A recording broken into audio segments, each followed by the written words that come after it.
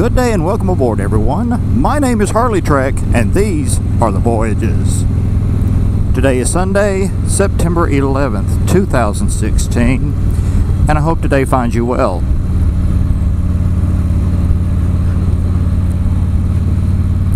I have not a complaint in the world today. It is a lovely 82 degrees right now at 12 o'clock in the afternoon. Projected high is supposed to be 88 with a lower bit of humidity, so good day to ride. I was on the bike yesterday, and it was 100 degrees, according to the bike, and that wasn't fun for nobody. I had taken off down the road to the dealership, Mountain Creek Harley, and attended their moonshine and music hoo-ha.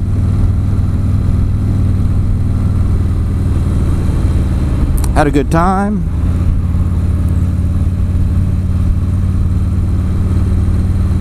Visited now with the almost YouTube famous Summer, my sales lady. From the tone of your comments, a lot of you found her as lovely as I did. But alas, I do believe that she is currently involved.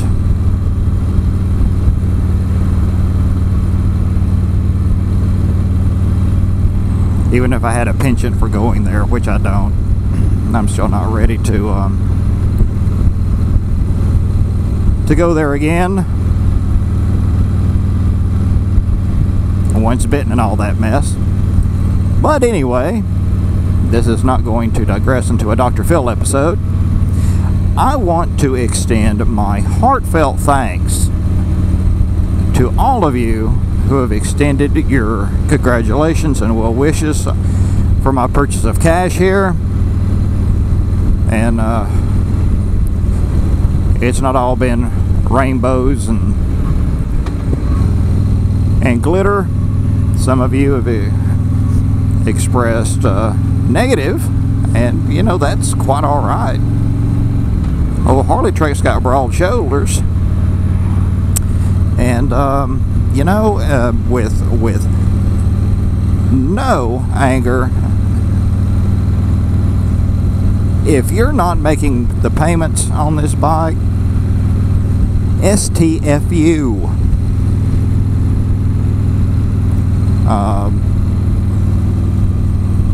My subscriber count has doubled in a week, which is phenomenal. I'm over 300 now.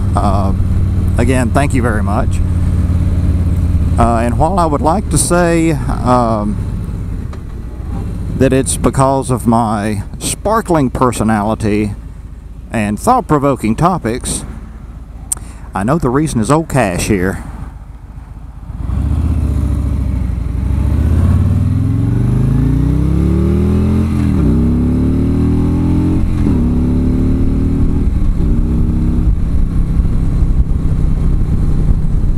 And that's for you who say I don't know how to ride a motorcycle.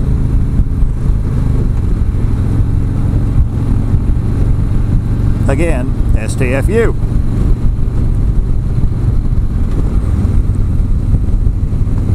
So I have been living large on the old Street Glide Special this week.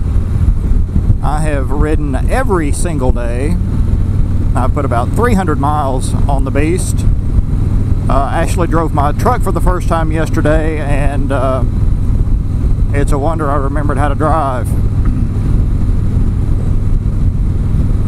So, what are my thoughts after a week? Did I make a mistake? Do I have buyer's remorse? Do I want Betty back? In a nutshell, no. This is a phenomenal motorcycle. Are there things that disappoint me about the bike? There are a couple, actually. Nothing is perfect. This comes pretty damn close. But I do have a couple of niggles with this thing, and allow me to elucidate. Firstly, is the stock headlight. It has the dual beam halogen setup. That's supposed to be an upgrade over the regular stock unit, and well, this thing's crap too. Of course, I came from a triple daymaker setup on the Ultra Classic, and it is hard to do better than that. I will upgrade the headlight on this thing probably come springtime. I think I've spent my income tax refund several times over in my head.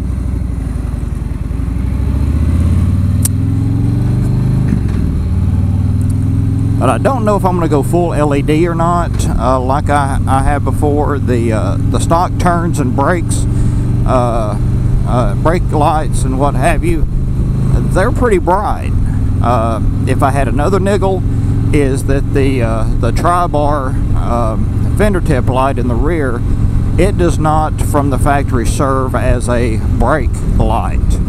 I think it should. The only way to remedy that is to replace it. Custom Dynamics makes an LED unit. Reviews on that are mixed, that it is you would think that it'd be brighter. I don't know, but for now I'm going to leave that be. I've thought about adding the passing lamps to the front like the Electra Glide. I'm undecided in that regard. I like the clean look of the front end. There may be an alternate solution. I don't know, or it may be just fine and dandy once I get an LED bulb or an LED fixture in the headlight slot. Saw a Custom Dynamics unit at the Harley dealer yesterday. It's called the True Beam. I was pretty darn impressed with it, but looking it up on the Custom Dynamics website, and it cost as much as a flipping Daymaker. So I don't know if I like it that much or not. You know, we're talking over $4 bills. I just don't know. But I've got plenty of time to ponder that.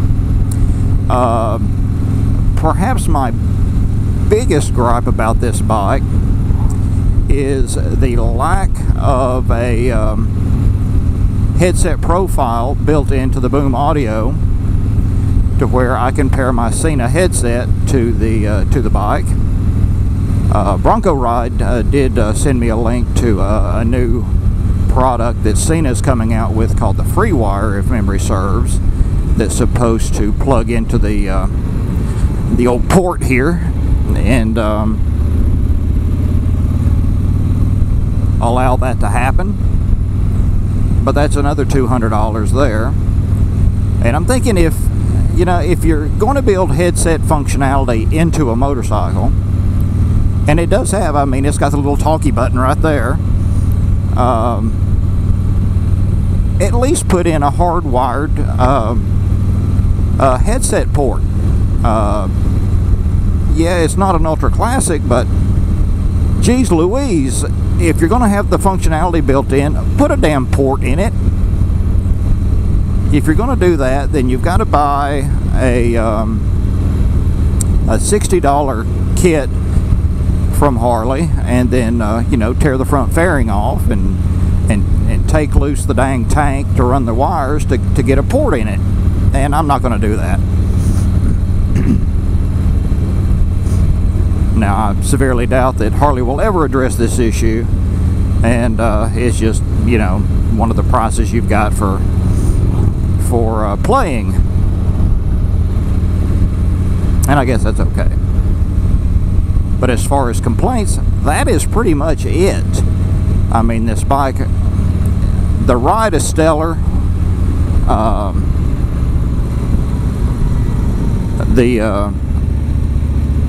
The suspension gives you much more confidence. I'm gonna go back out this way.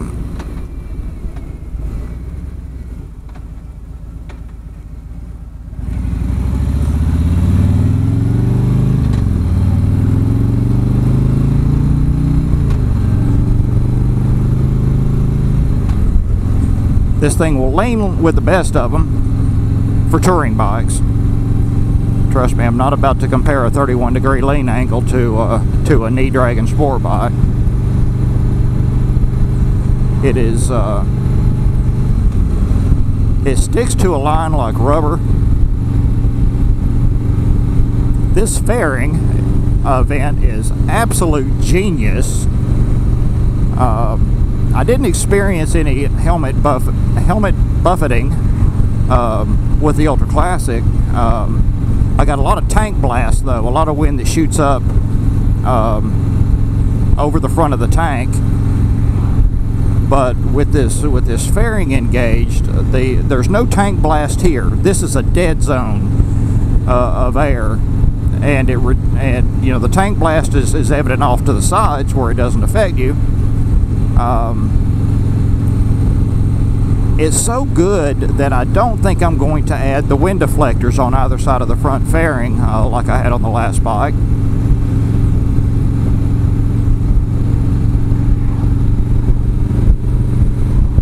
I may change my tune once it gets cold, and I want to knock some of the cold off of me, but we'll see about that. Riding in a half helmet on this bike is not uncomfortable at all. The stock windshield is plenty tall enough for me. I see well over it. It may come up to my chin or maybe my nose as I'm sitting here. And you know, you want to look over the windshield. I could go with maybe an inch or two taller. I'm not going to. You know, I'm a shorter fella, 5'7", 5'8", and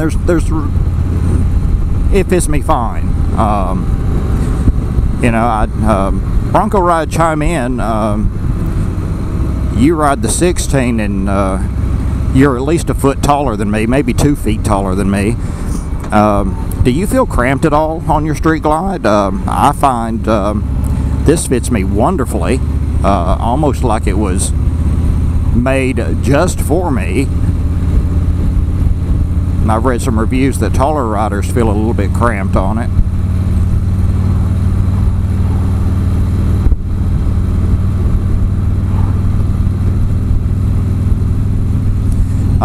Harley touted that the clutch pull was 7% easier. 7%? You actually quantified that? But anyway, I find that, and it's entirely possible that it's still because this is a new motorcycle. Things aren't really seated or broken in yet. I'm giving everything that caveat.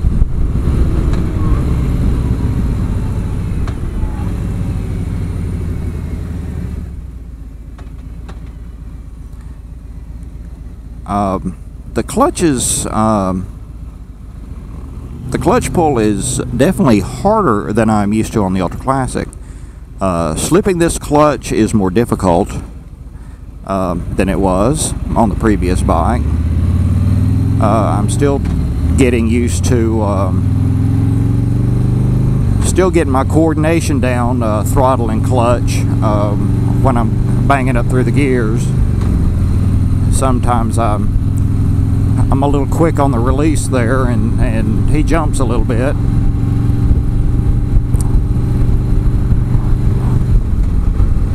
I've not stalled this bike, so that's a good thing.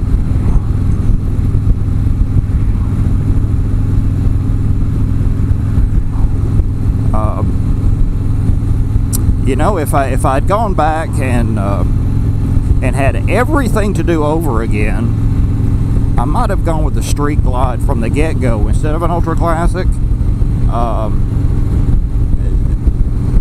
Just because it's easier to handle. Again, I'm not a big man, and Betty could be difficult. She handled fine maneuvering and low speed, but she was a bit of a pig to push around. And trying to back push it up an incline I just ain't got it in me to do that. I was always very careful about where it was that I wanted to park.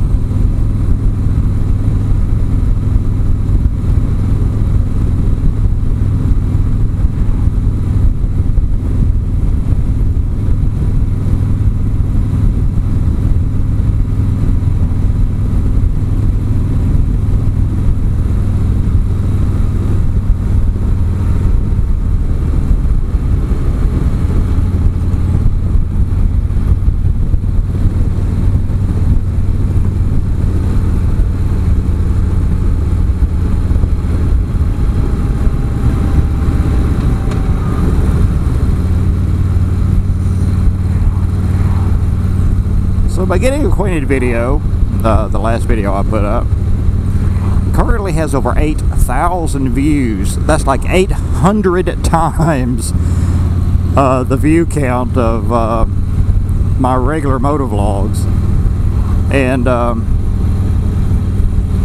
it's probably just because people are hungry for information on the 2017 models.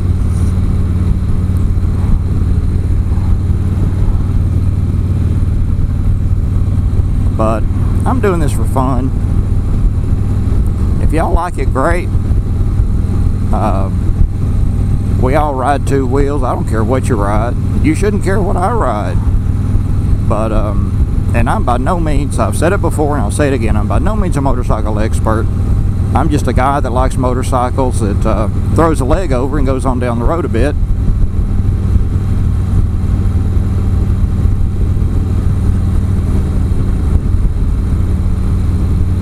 Lots of bikes out this morning.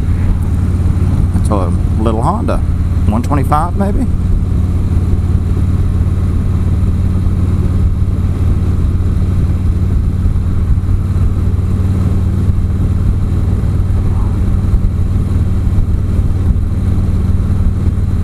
I can't wait to take him on a trip.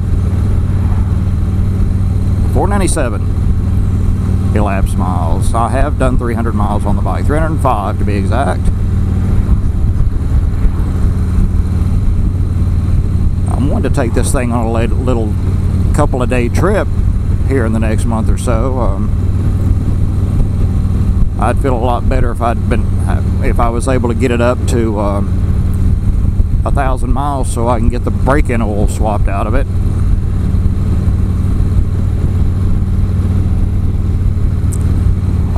Have I modded the bike any yet in addition to what I did at purchase? Well, I did get one thing.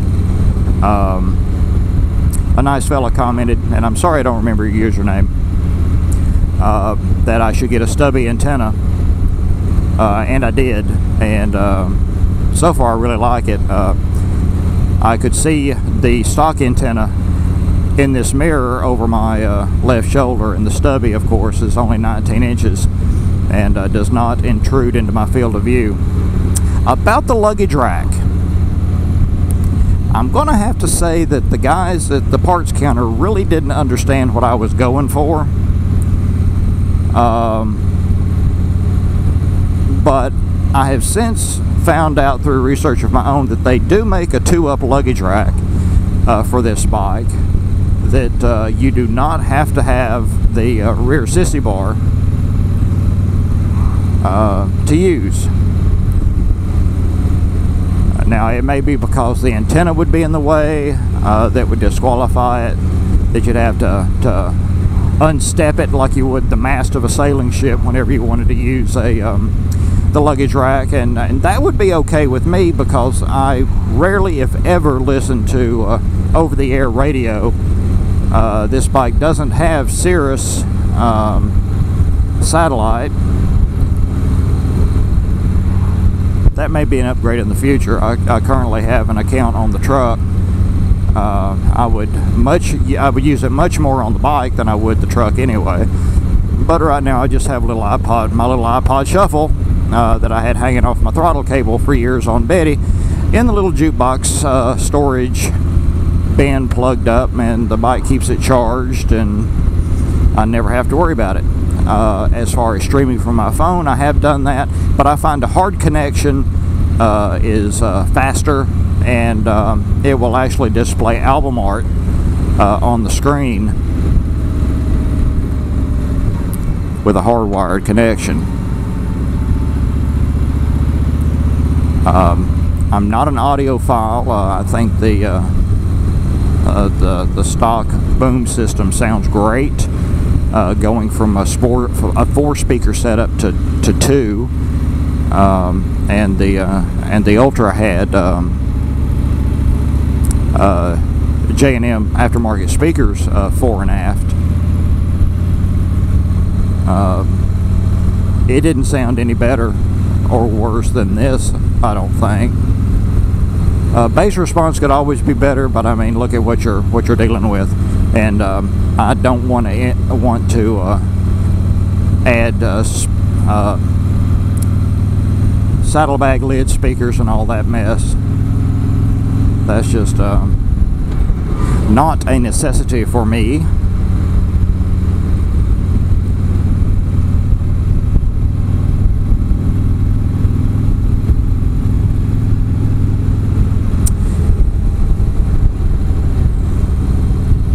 Regardless of what folks tell you, and this engine runs remarkably cooler than the blast furnace 88 that I rode.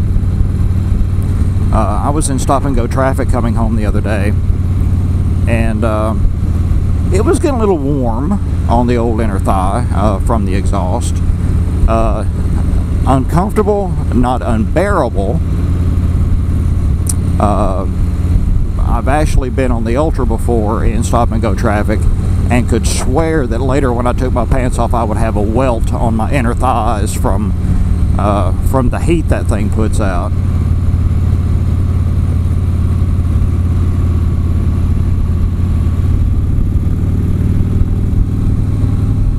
It rolls on really well.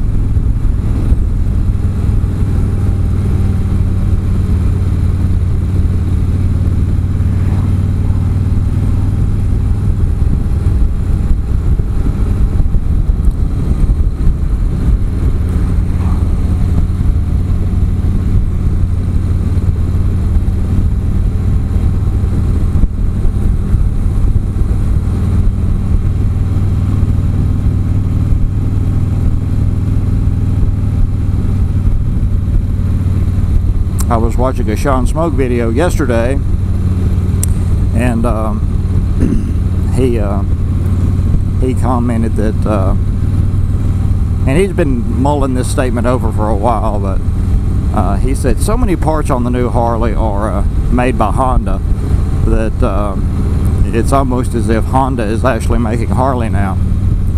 And I laughed. I mean, he was kidding, of course, to an extent. But regardless of the design, of how it's been put together, the new 2017s are a leap beyond my experience with motorcycles. And yes, my experience is older. I do not know how they compare to, say, just the previous generation, the 103s. Maybe the next hootenanny Bronco ride and I'll switch up for a bit, and we can compare notes. That'd be an interesting vlog, I think. And cash should be good and broke in by then.